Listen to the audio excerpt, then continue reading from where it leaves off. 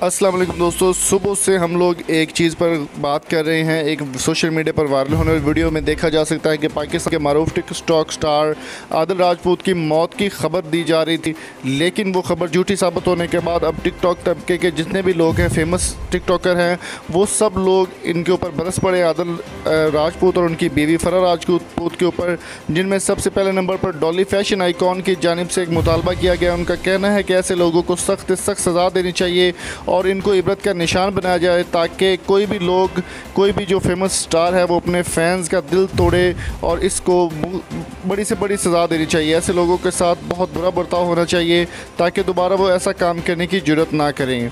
दोस्तों, Dolly fashion icon का भी काफ़ी ज़्यादा लेवल है और उनके 5 मिलियन से ऊपर फॉलोअर्स हैं टिकटॉक के ऊपर। उनका कहना है कि ऐसे लोगों की वजह से टिकटॉक का नाम बदनाम हो रहा है और इन लोगों को बैन कर देना चाहिए। दोस्तों, याद रहे कि आदिल राजपूत की बीवी ने सुबह एक वीडियो अपलोड की थी जिसमें उन्होंने कहा था कि उनके हस्बैंड का एक्सीडेंट हो गया, उनकी मौत हो चुकी है, लेकिन वो खबर बाद में झूठी साबित हुई और उन्होंने आकर माफ़ी भी मांगी, लेकिन अभी तक उनके ऊपर FIR दर्ज कर दी गई है।